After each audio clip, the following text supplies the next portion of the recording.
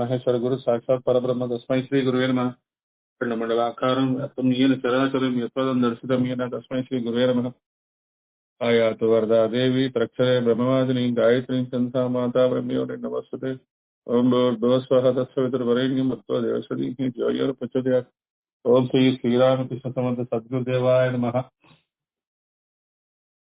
మీరు ప్రేయర్ చేశారు కదండి. మళ్ళీ నేను ఎందుకు అంటే, నాకు ప్రతిరోజు ఒక కొత్త జీవితమే అన్నమాట. ప్రతి సెషన్ ఒక కొత్త సెషనే. నా తప్పులు ఏమన్నా ఉంటే నావి, ఒప్పులు ఏమన్నా ఉంటే గురువువి అనే ఫార్ములా ఉపయోగించి ఖచ్చితంగా నేను గురు ప్రార్థన చేయవలసిందే. కాబట్టి ఈరోజు మనము ఆ సప్తఋషి ధ్యానము కంటిన్యూ చేసుకుంటూ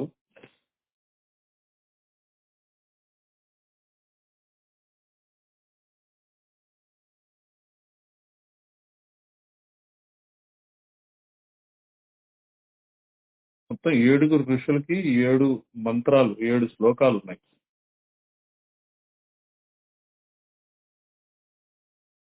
కశ్యప ఋషి ధ్యాన శ్లోకాలు. కశ్యప సర్వలోకాఢ్య సర్వశాస్త్రార్థ కోవిద ఆత్మయోగ బలేనైవ సృష్టి స్థిత్యంత కారక. ఓం అదితి సహిత కశ్యపాయ నమః. అత్రి ఋషి అగ్నిహోత్ర రతం శాంతం సదా వ్రత పరాయణం సత్కర్మ నిరతం శాంతం అర్చయే అత్రిమవ్యయం. ఓం అనసూయ సహిత అత్రయే నమః. మనకి సింపుల్ గా అర్థమైపోతుంది. కశ్యపస్య సర్వలోకాఢ్య సర్వశాస్త్ర కోవిద, అన్ని శాస్త్రాల్లో ఎక్స్పర్ట్ అయిన, ఆత్మయోగం బలేనైవ సృష్టి స్థిత్యంత కారక, ఆయనే సృష్టి స్థితి అంతానికి కారకుడైన కాన్సెప్ట్ కి సంబంధించిన ఋషి. అది కశ్యప ఋషి. అందుకని ఆయన ఓం అదితి సహిత కశ్యపాయ నమః. తద్ అత్రి ఋషి అగ్నిహోత్ర రతం శాంతం సదా వ్రత పరాయణం. అగ్నిహోత్రము శాంతము సదా వ్రత పరాయణం అత్రి ఋషి. సత్కర్మ నిరతం శాంతం అర్చయే అత్రిమవ్యయం. ఎప్పుడు సత్కర్మలు చేస్తాడు, అత్రి ఋషిలాగా ఉంటాడు. ఆయన ఓం అనసూయ సహిత అత్రయే నమః.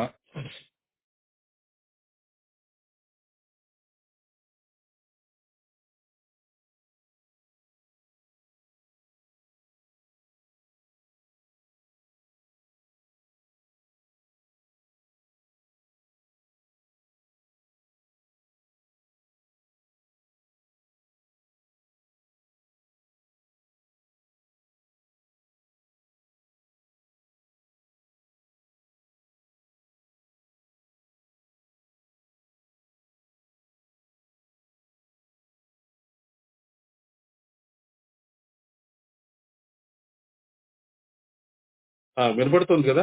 కశ్యప ఋషి అత్రి ఋషి శ్లోకాలు చెప్పుకున్నాం కదా. వినపడుతుంది కదా. వినిపిస్తుందండి. జై గురు. Okay okay.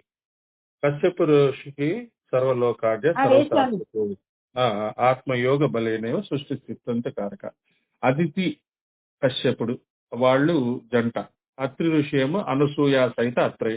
అనసూయ అత్రి ఋషి జంట. భరద్వాజ ఋషి జటిలం తపసా సిద్ధం యజ్ఞ సూత్రాక్ష ధారిణం కమండలు ధరం నిత్యం భరద్వాజం నతోస్మ్యహం. ఓం సుశీలా సహిత భరద్వాజాయ నమః. ఈవిడ భరద్వాజ గారి సుశీల, ఆవిడ సుశీల భరద్వాజ. విశ్వామిత్ర ఋషి కృష్ణాజిన ధరం దేవం సదండ పరిధానకం దర్పపాణిం జటాజూటం విశ్వామిత్రం సనాతనం. కృష్ణాజినం ధరం దేవం సదండ పరిధానకం అంటే నాకు అంత డీప్ గా ఏం అర్థం కావట్లేదు, కానీ కృష్ణాజినము ధరం దేవం అంటే సదండ పరిధానకం. దర్పపాణి ఎప్పుడు దర్భపాణి, దర్భలు ఉంటాయి, జటాజూటాలు ఉంటాయి. విశ్వామిత్రుడు సనాతనుడు. ఓం కుముద్గతి. ఇది బుక్ లోది కాదండి, బుక్ లోది కాదు. ఉన్నే సప్తఋషుల యొక్క కొంచెం డీటెయిల్స్ లోకి వెళ్ళే బుక్ లో లేదు. బుక్ మంది అదే స్టాండర్డ్. నిన్న పోస్ట్ చేశాను కదా, అదే కొంచెం అంటే మనము డీప్ గా కొంత అర్థం చేసుకోవడానికి. విశ్వామిత్రుడు వైఫ్ పేరు కుముద్వతి అట. ఓం కుముద్వతి సహిత విశ్వామిత్రాయ నమః. తర్వాత గౌతమ ఋషి యోగాఢ్య సర్వభూతానాం అన్నదాన అన్నదాన రతస్సద అహల్యా పతి శ్రీమాన్ గౌతమ సర్వపావన. అహల్యా సహిత గౌతమాయ నమః. గౌతముడు అహల్యుడు, ఈ జంటల పేర్లు గుర్తుపెట్టుకోవచ్చు మనం. తర్వాత జమదగ్ని ఋషి అక్షసూత్ర ధరం దేవం ఋషీనాం అధిపం ప్రభుం దర్భపాణి జటాజూటం మహాతేజస్వినం భజే. మహాతేజస్వి దర్భపాణి, దర్భలున్నాయి, జటాజుటాలున్నాయి. ఈవిడ ఈవిడికి ఎవరు? రేణుకా మాత. ఓం రేణుకా సహిత జమదగ్నయే నమః. వశిష్ఠ ఋషి శివధ్యాన రతం శాంతం శివధ్యాన రతం శాంతం సిద సైరభి పూజితం బ్రహ్మసూను మహాత్మానం వశిష్ఠం పూజయేత్ సదా. బ్రహ్మసుతుడు శివధ్యాన అరతం నరతం, ఎప్పుడు శివధ్యానంలో ఉంటాడు, శాంతంగా ఉంటాడు, పూజింపగలవాడు. ఆయన వైఫ్ పేరు అరుంధతి. ఓం అరుంధతి సహిత వశిష్ఠాయ నమః.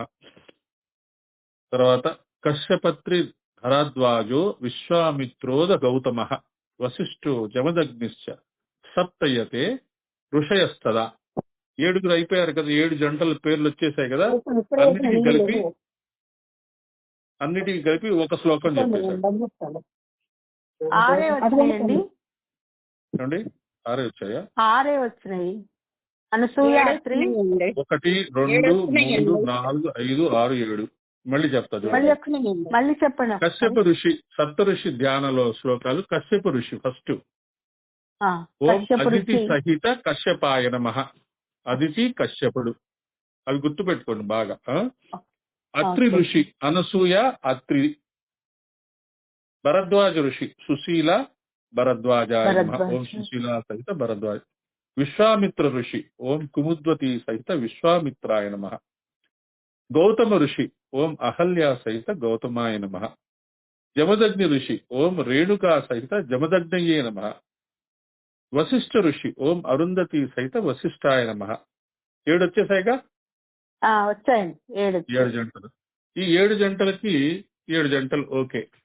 ఇందులో మనకి బాగా క్లోజ్ ఫ్రెండ్స్ ఎవరు? అరుంధతి దేవి, రేణుకాదేవి, అహల్యాదేవి, అనసూయాదేవి, అదితి దేవి. వీళ్ళిద్దరు కొత్త ఫ్రెండ్స్ మనకి. సుశీలాదేవి, కుముద్వతి. అంటే నాకు తెలీదు, నేను ఫస్ట్ టైం వింటున్నా. విశ్వామిత్రుడి యొక్క భార్య పేరు కుముద్వతి, భరద్వాజుడి యొక్క భార్య పేరు సుశీలాదేవి. సో వీళ్ళు, ఈ జంటలు మనకి గౌరవనీయమైన, చాలా గొప్ప విశేషమైన వీళ్ళు. ఈ ఈ జన్మ అంటే ఈ యుగం అంతా వీళ్ళే సప్త ఋషులు, ఈ జంటలే. అందుకని వీళ్ళని కూడా మన గ్రూప్ లో కలిపేసుకుందాం. వీళ్ళు కూడా మనతో పాటు రోజు చేస్తారు, మనకి గైడెన్స్ ఇస్తారు. భాద్రపద శుద్ధ పంచమిని ఋషి పంచమిగా వ్యవహరిస్తారు. ఆ రోజున అత్రి, కశ్యప, భరద్వాజ, గౌతమ, వశిష్ఠ, విశ్వామిత్ర మహర్షుల గురించి ఒక్కసారైనా తలుచుకోవాలని చెప్తారు పెద్దలు. అరణ్యవాసంలో సీతారాములకు అభయమిచ్చిన వాడు అత్రి మహర్షి. సాక్షాత్తు శ్రీహరినే పుత్రునిగా పొందిన మహానుభావుడు. ఎలా ఇది? అత్రి మహర్షి సాక్షాత్తు శ్రీహరినే పుత్రునిగా పొందిన మహానుభావుడు. దీనికి అర్థం చెప్పండి. అత్రి మహర్షి, అత్రి మహర్షికి ఎంతమంది పిల్లలు? చంద్రుడు, దుర్వాసుడు, దత్తాత్రేయ స్వామి, విష్ణుమూర్తి అవతారం. అది దత్తాత్రేయుడు. అత్రి మహర్షి, అత్రి అనసూయ అనగానే మనకి వెంటనే అత్రి మహర్షి సాక్షాత్తు శ్రీహరినే పుత్రునిగా పొందిన మహానుభావుడు. సీతారాములకు చిత్రకూటానికి దారి చూపిన వాడు భరద్వాజ మహర్షి. తన భార్య అహల్య ద్వారా రామునికి తన తపఫలాన్ని అందింపజేసిన మహర్షి గౌతముడు. మనకేం చెప్తారు? అహల్య రాయి అయిపోయింది, రాముడి యొక్క పాదం తగిలి ఆవిడ మళ్ళీ వనిత అయింది అని చెప్తారు. ఇక్కడ ఏం చెప్తున్నాడు? తన భార్య అహల్య ద్వారా రామునికి తన తపఫలాన్ని అందించాడట. అది ఆ ఋషులు చూసే దృష్టి. అది మనకేంటి, సినిమాల్లో అలా తన్నాడు, ఆమె శాపగ్రస్త అయింది, ఆమె మళ్ళీ మానవ రూపం ధరించింది, కానీ అంత గొప్ప ఋషి శాపగ్రస్త అవడం ఏమిటి, మళ్ళీ మానవుడు రాయి అయిపోవడం ఏమిటి అని మనకు అనిపిస్తుంది. సరే, అది నిజమా కాదా తర్వాత డిస్కస్ చేసుకుందాం. సినిమాల్లో చూపించింది మనం అంత క్విక్ గా నమ్మద్దు. మనకి ఏంటంటే మనస్సు చాలా డేంజరస్. మనస్సు ఏం చేస్తుంది అంటే ఏదైతే వక్రీకరింపబడిందో అది చక్కని అంగీకరించేస్తుంది అసలు సత్యాన్ని. అందుకనే మనకి మన హిస్టరీలో మనకి రకరకాలైన మన చిన్నప్పుడు పుస్తకాల్లో మొఘలులు, బ్రిటిష్ వాళ్ళు చేసిన ఏదో పనులన్నీ మన పుస్తకాల్లో పెట్టారు. యాక్చువల్ గా మన రాజులు, మన రామాయణం వీటిలో ఉన్న కథలు పెట్టకుండా, ఎన్ని కథలు ఉన్నాయి పురాణాల్లో, ఆ కథలు పెట్టకుండా. కాబట్టి మనకి ఏంటంటే ఈ విషయాలు మనము బాగా ఎక్కించుకోవాలి. ఉం? తన భార్య అహల్య ద్వారా రాముడికి తపస్ఫలాన్ని అందజేశాట మహర్షి గౌతముడు. మరి రాముని గురువు ఎవరండి? రాముడికి గురువు ఎవరు? విశ్వామిత్రుడు. రాముడికి గురువు విశ్వామిత్రుడు, కులగురువు వశిష్ఠుడు. అవునండి. కులగురు వశిష్ఠుడు. దారిలో విశ్వామిత్రుడు దగ్గరుండి అన్ని నేర్పిస్తాడు కదా. నేర్పించాడు. అవును, విశ్వామిత్రుడు. మామూలుగా కులగురు వశిష్ఠుడు. వశిష్ఠుడు అక్కడ వాళ్ళ రాజ్యంలో ఉంటాడు, కులానికి గురువు. అది మొత్తం రాజ్యానికి ఆయన కులగురువు. కానీ ఈయన అరణ్యవాసంలో వెళ్ళినప్పుడు బల, అతి బల ఇలాంటివన్నీ నేర్పించిన వాడు దగ్గరుండి విశ్వామిత్రుడు. గురుకులంలో ఉన్నట్టు విన్నాం కదండి, గురుకులంలో ఉన్నట్టుగా వశిష్ఠుడు రాముడు గురుకులం అంటే వశిష్ఠుల వారి దగ్గర ఉన్నట్టుగా, వశిష్ఠుల వారి దగ్గర విద్య పొందాడు. తర్వాత ఈ అరణ్యవాసంలో విశ్వామిత్రుడు హెల్ప్ చేస్తాడు. కులగురువు వశిష్ఠుడు అంటే మామూలుగా ఆయన కులానికి అంటే చిన్నప్పటి నుంచి వశిష్ఠుడి దగ్గరే అన్ని నేర్చుకున్నాడు. వశిష్ఠుడి దగ్గర విద్య నేర్చుకున్నాడు. మళ్ళీ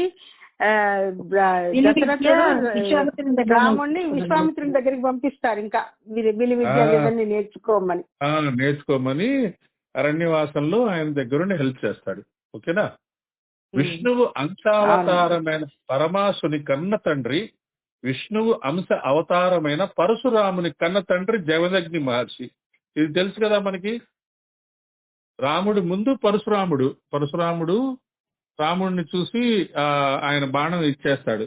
ఆ పరశురాముడు విష్ణువు అవతారం కదా, కానీ ఆ పరశురాముడిని కన్నదెవరు? జమదగ్ని మహర్షి. తర్వాత దశావతారాల్లో ఒకటైన వామనుడి జనకుడు కశ్యప మహర్షి. ఇది కూడా మనము చూసుకోవాలి. కాబట్టి ఋషి పంచమి నాడు రామాయణం చదివితే ఈ మహర్షులందరినీ తలుచుకున్నట్లే. మనం రామనవరాత్రుల తర్వాత మన సాధన బిగిన్ చేశాం కదా, అందుకని రామాయణానికి సంబంధించిన ఋషులందరినీ మనం తలుచుకున్నాం. సో సప్త ఋషి ధ్యాన శ్లోకాలు. ఓం అదితి సహిత కశ్యపాయ నమః. ఓం అనసూయ సహిత అత్రయే నమః. ఓం సుశీలా సహిత భరద్వాజాయ నమః. ఓం కుముద్వతి సహిత విశ్వామిత్రాయ నమః. ఓం అహల్య సహిత గౌతమాయ నమః. ఓం రేణుకా సహిత జమదగ్నయే నమః. ఓం అరుంధతి సహిత వశిష్ఠాయ నమః. ఇది ఇప్పటి వరకు వీళ్ళు 7 పేర్స్.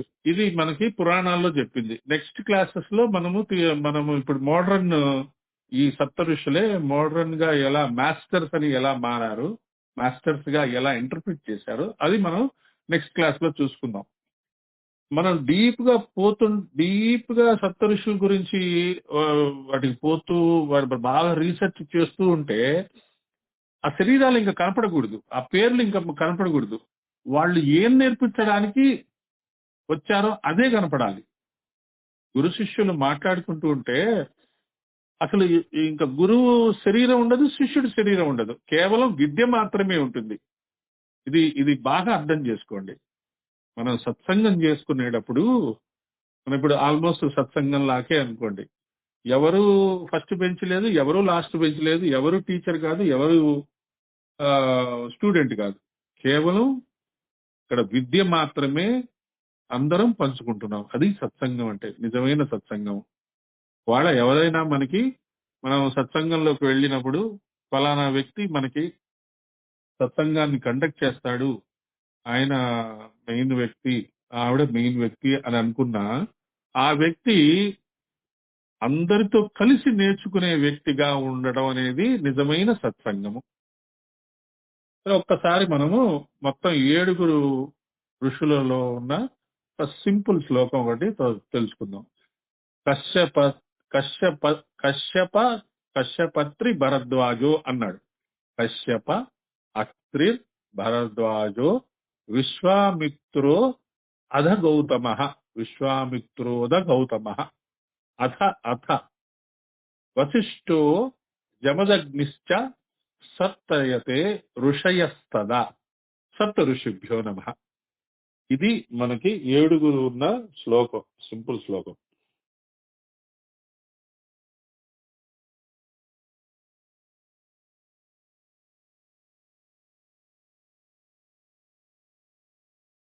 ఇంకొకటి ఇక్కడ ఏం చెప్పారు అంటే, కశ్యపుడు, అత్రి, భరద్వాజుడు, విశ్వామిత్రుడు, గౌతముడు, వశిష్ఠుడు, జమదగ్ని 7 సప్త ఋషులు. మనిషి తప్పనిసరిగా తీర్చుకోవలసిన 5 రుణాల్లో ఋషి రుణం ఒకటి. చెప్తారు కదా, పెద్దవాళ్ళు చెప్తారు కదా ఋషి రుణాలు మనం తీర్చుకోవాలి అని. ఎందుకంటే మనం అనుసరించాల్సిన ధర్మాలు, సంప్రదాయాలు, ఆచార వ్యవహారాలు మనకు నేర్పింది వీళ్ళే. కాబట్టి మనం ఏ రకమైన ఆచారాలు, సంప్రదాయాలు, ధర్మాలు పాటించినా అది ఋషి రుణం తీర్చుకోవటమే. కాబట్టి వీరిని సతీ సమేతంగా భక్తితో స్మరించి పూజలు ఆచరించుకోవడం మన ధర్మం కదా, అది విషయం.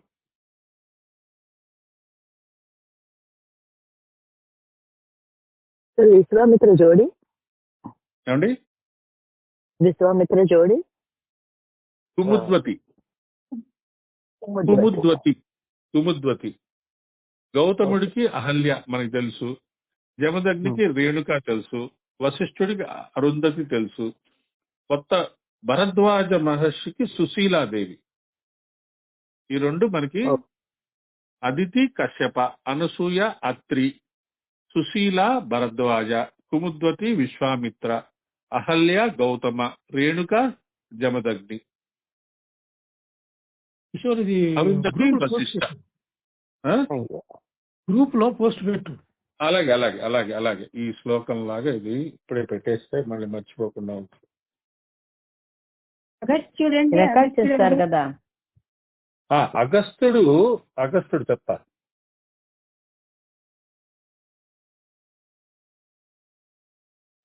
లోపాముద్ర. లోపాముద్ర.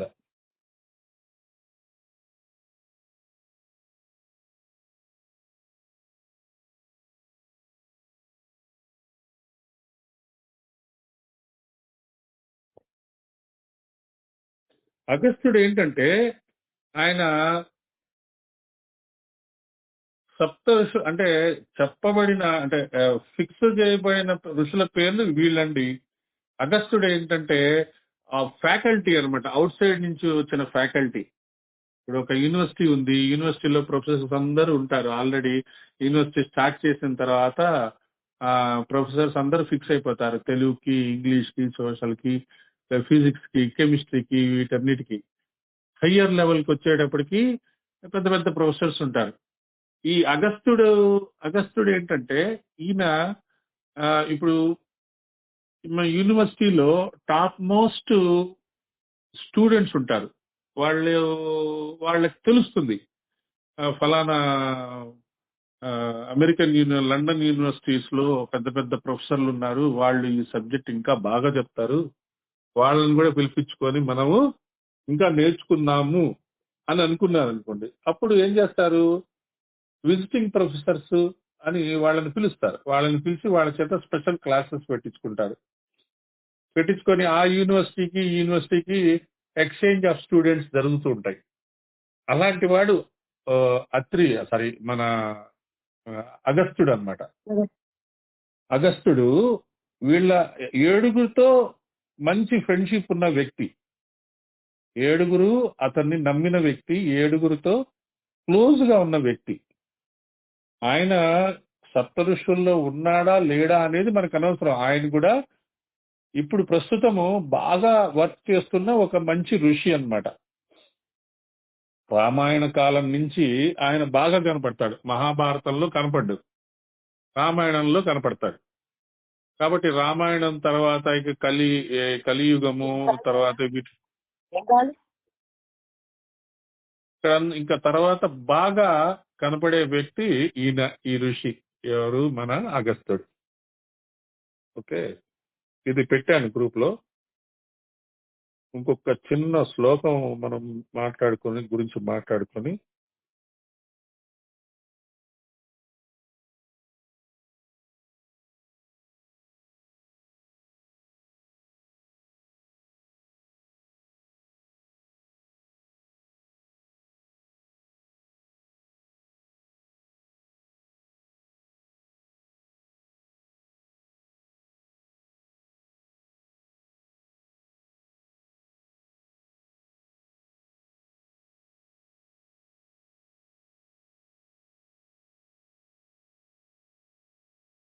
ఇంకా కొంచెం డీటెయిల్ గా ఏం చెప్తాడంటే, కశ్యప సకల జీవరాశికి మూల పురుషుడైన ప్రజాపతి, అత్రిహి అనసూయాదేవి భర్త, దత్తాత్రేయుని తండ్రి, భరద్వాజుడు గొప్ప విద్యావేత్త మరియు ఆయుర్వేద మర్మజ్ఞుడు. ఇందాక చెప్పిన శ్లోకాలకు ఆల్మోస్ట్ మీనింగ్ అన్నమాట. విశ్వామిత్ర గాయత్రి మంత్రాన్ని లోకానికి అందించిన రాజర్షి. చూడండి, రాజర్షి అనే పదం వచ్చింది. ఓకే, ఈ రాజర్షి బ్రహ్మర్షి అనిపించుకోవాలని తపస్సు చేస్తాడు. అప్పుడు వశిష్ఠుడు వచ్చి ఒప్పుకునే వరకు ఆయన తపస్సు చేస్తూనే ఉంటాడు. అది తెలుసు కదా అందరికీ. గౌతమ న్యాయ శాస్త్రానికి ఆద్యుడు, అహల్యాదేవి భర్త, జమదగ్ని పరశురాముని తండ్రి, కఠిన తపస్సంపన్నుడు, వశిష్ఠశ్చ శ్రీరాముని కులగురువు, బ్రహ్మర్షి.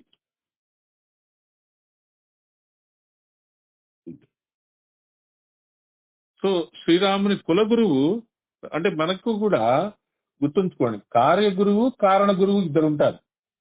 కారణ గురువు అంటే ఒక పరమ గురువు వైపు మనం బాగా అట్రాక్ట్ అవుతూ ఉంటాం. ఆ పరమ గురువు మీద బాగా ఇష్టం ఉంటుంది.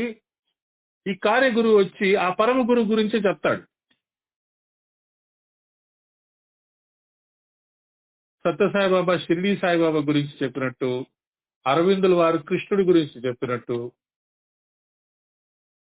లాహిరి మహాశయ దాదా గురుదేవుల గురించి చెప్పినట్టు, మహావతార్ బాబాజీ గురించి చెప్పినట్టు, మాస్టర్ శ్రీరామ శర్మ ఆచార్య గురించి చెప్పినట్టు, అలాగా వశిష్ఠుడు కులగురువు, విశ్వామిత్రుడు కార్యగురువు. అలా అనుకుందాం మనం కాసేపు అర్థం చేసుకోవడానికి.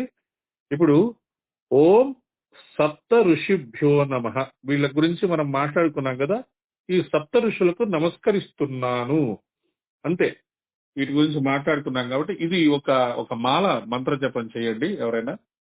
ఓం సప్త ఋషిభ్యో నమః, ఓం సప్త ఋషిభ్యో నమః. ఎవరు చేస్తారు చెప్పండి.